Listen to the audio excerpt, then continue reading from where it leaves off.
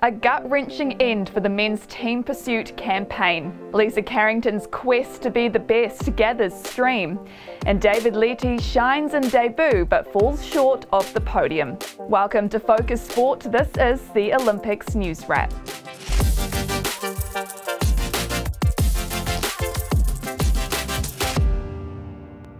Kia ora, I'm Cheree Kinnear, and it was a day of what could have been as a number of our Kiwi athletes narrowly missed out on medals. But the message is keep calm and Carrington after the goat in the boat set up what could become another historic day. So let's first take a look at what you might have missed from day 13. The men's team pursuit were left heartbroken after a devastating crash saw them miss out on a bronze medal to Australia. New Zealand were ahead before Aaron Gate tapped into the back wheel of the rider in front of him, crashing out of the race with just 1.4 kilometres to go. That looked like a nasty fall. Meanwhile, Sam Webster is through to the men's sprint top 12 after beating his French opponent in Heat 7 of the round of 16. Just over 24 hours after a stunning double gold, Lisa Carrignton showed her class once again on Tokyo's Sea Forest Waterway. She powered into the K1 500 semi-finals and remains on track for a record 5th Olympics gold. Meanwhile, teammate Caitlin Regal finished 3rd in her heat to also progress. And in their games debut, duo Max Brown and Curtis Imrie booked their spot in the K2 1000 semi-finals. It took an extra race for them to get there after finishing 4th in their heat before a second place finish in the quarters set them back on track. Weightlifter David Letty also made his debut last night, finishing 5th. In the snatch, his best lift was 178 kgs and his best clean and jerk was 236, a new personal best for him. Meanwhile, world and Olympic records were set in both disciplines, some tough competition there. Paul Snow-Hansen and Daniel Wilcox also narrowly missed out on a medal in the men's 470 sailing. They finished 3rd in the medal race to finish 4th overall, while Australia won gold ahead of Sweden, with Spain taking bronze. A double bogey on the par 4 11th cost Lydia Ko a position near the top of the leaderboard after the first round of the women's golf tournament. The Rio silver medalist carded a 1 under par 70 and is currently tied for 14th, 4 shots off the pace. In international news, a Belgium decathlete's Olympic hopes ended in a faceplant. Thomas van der Planten's face suffered a leg injury during his run-up to the long jump before landing face first in the sand. He had to be placed in a wheelchair and whisked away by medical staff.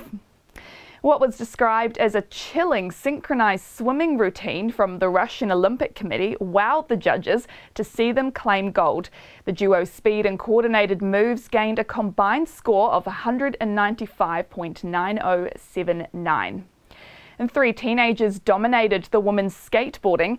12-year-old, yes, 12-year-old Kokona Hiraki won silver, 13-year-old Brit Sky Brown won bronze, and 19-year-old Sakura Yosizumi won the gold medal. And a Belarusian athlete who refused orders to fly home early from the Olympics has left Japan for Vienna. Kristina Timanovskaya voiced fears for her safety last week after she was pulled from the Games and forced to return home for criticising her coaches online. Well, let's take a look at the medals table where New Zealand are ranked 12th. We remain just 3 medals off our best of 18 from Rio and 2 golds away from our biggest gold medal haul to date. China and the US still sitting there at the top, while Great Britain has moved up a few places to now rank 4th. And taking a look at today's action, Lisa Carrignton is back on the water today as she eyes her 3rd gold in Tokyo and the 6th medal of her career. You won't want to miss that incredible woman in action. Tom Walsh and Jack O'Gill compete in the shot put final just after 2 o'clock, and our track cyclists look to shake off a disappointing results in the team's pursuit as the men's sprint, Keirin and Omnium finals begin. Well, his Olympic Games campaign had a rocky start, but Tom Walsh will have sights firmly set on gold today in the shot put final. But the journey to Tokyo wasn't an easy one for the Rio bronze medalist, as he revealed to us earlier.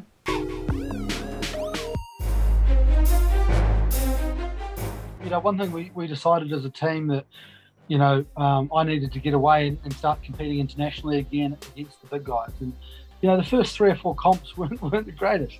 I was training incredibly well, but I wasn't managing my expectation into the competitions that well, and therefore didn't compete probably as well as what I would like to have. I've learnt over my many years of throwing now that when I try and affect what someone else does, it doesn't work out well for me.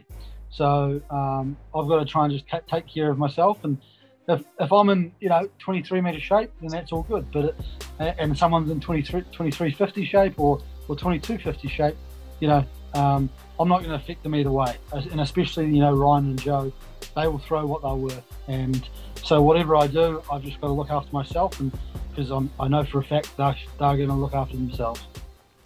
You can watch the full video and read the feature story as part of our 12 to Watch series on the New Zealand Herald website with premium access.